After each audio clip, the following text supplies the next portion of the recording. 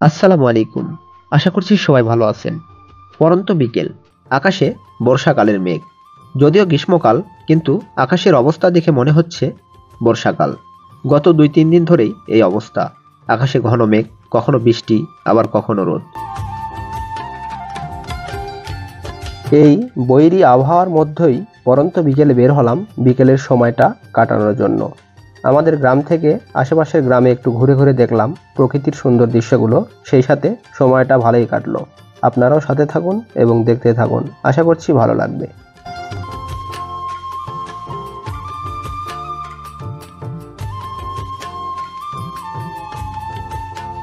শুরুতেই আমরা চলে এসেছি বাগানবিলাস পার্কে। এই বাগানবিলাস সম্পর্কে জানতে আমাদের পেজে কিংবা আমাদের চ্যানেলে আরও ভিডিও আছে, সেখান থেকে জানতে পারেন। বাগানবিলাসে কিছুক্ষণ সময় কাটানোর পর আবারও বের হয়ে রাস্তা দিয়ে হাঁটা শুরু করলাম।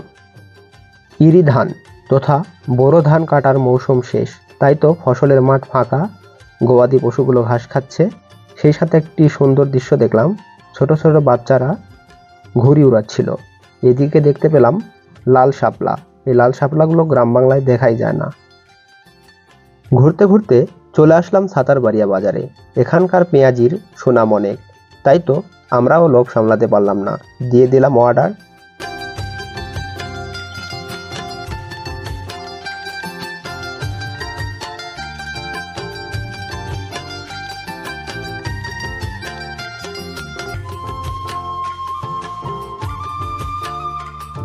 পেঁয়াজি খাওয়া শেষে আমরা আবারও হাঁটা শুরু করলাম স্যার যদুনাথ সরকার সরণের এই রাস্তা ধরে।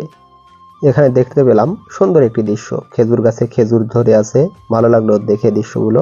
আসলে গ্রাম বাংলার এই দৃশ্যগুলো খুব ভালো লাগে। যারা গ্রাম বাংলা ভালোবাসেন তাদের কাছে তো এই দৃশ্যগুলো অমূল্য। আমাদের সাথে থাকুন, দেখতে পাবেন আরো সুন্দর সুন্দর দৃশ্য। দেখতে পাচ্ছেন সুন্দর একটি রাস্তা ধরে আমরা এগিয়ে যাচ্ছি। রাস্তার পাশেই এক চাচা ঘাস কাটছিল গবাদি পশুর জন্য।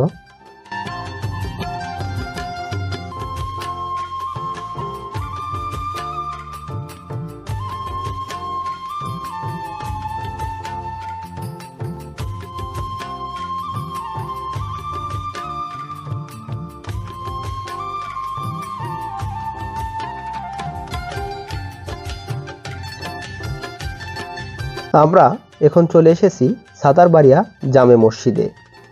যে গম্বুজওয়ালা মসজিদটি দেখতে পেলেন, এটা গায়েবী মসজিদ নামে পরিচিত। এই মসজিদের ইতিহাস কেউ জানে না।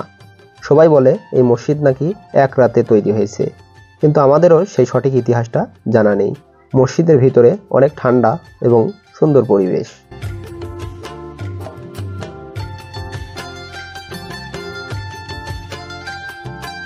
গ্রাম বাংলায় এমন মাটির বাড়িগুলো এখনো অনেক রয়েছে। এই মাটির বাড়িগুলো যেমন ঠান্ডা, তেমনি থাকতেও ভালো লাগে। এখানে দেখছি কাকতাড়ুয়া গাছগুলো পাহারা দিচ্ছে। এখন আমরা চলে আসলাম 11 নং সাতারদিঘি ইউনিয়ন পরিষদে, করসমারিয়াতে। আর এখানেই রয়েছে একটা পুরাকীর্তি, পুরাতন মন্দির, যা ইতিমধ্যে আপনারা দেখতে পেলেন। আর এই করসমারিয়াকে বলা হয় পুকুরের গ্রাম, কারণ যেখানে সেখানে পুকুর। আমাদের সামনে দেখতে পেলেন সুন্দর একটি কমিউনিটি ক্লিনিক। এখানে দেখছি করসমারিয়া মাদ্রাসা এবং খেলার মাঠ। খেলার মাঠে বাচ্চারা খেলা করছিল, দেখে ভালো লাগলো। সবুজে ঘেরা একটা মাঠ, খুবই সুন্দর পরিবেশ। মাটির দোতলা বাড়ির গলি দিয়ে আমরা আবারও হাঁটা শুরু করলাম সুন্দর দৃশ্য দেখার উদ্দেশ্যে। দেখা যাক সামনে আর কি কি দেখি।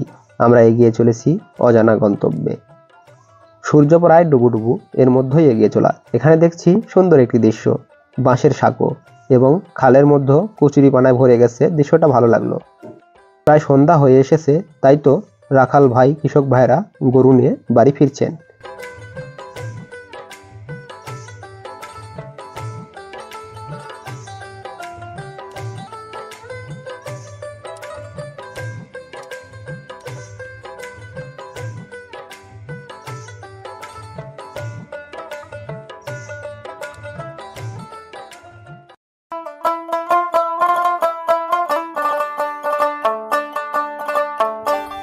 আমরা আমাদের গ্রাম থেকে বাগানবিলাস দেখলাম, ছাতারবাড়িয়া জামে মসজিদ দেখলাম, এরপরে করসমারিয়াতে এসে পুরাতন একটা মন্দির দেখলাম। তারপরে করসমারিয়া গ্রামের মধ্য দিয়ে এখন চলে এসেছি একটি কাঁচামাটির রাস্তায়। এই রাস্তাটি গেছে করসমারিয়া থেকে বাহাদুরপুর পর্যন্ত। যদিও মাঝখানে একটু কাঁচা, তারপর আবার পাকা। আমরা এখন চলে এসেছি বাহাদুরপুর গ্রামে। সন্ধ্যা হয়ে এসেছে, তাই তো আমাদের বাড়ি ফিরতে হবে। আমরা এখন চলে আসলাম কালীগঞ্জ বাজারের কাছে। আজকে এ পর্যন্তই। সবাই ভালো থাকবেন। আল্লাহ হাফেজ।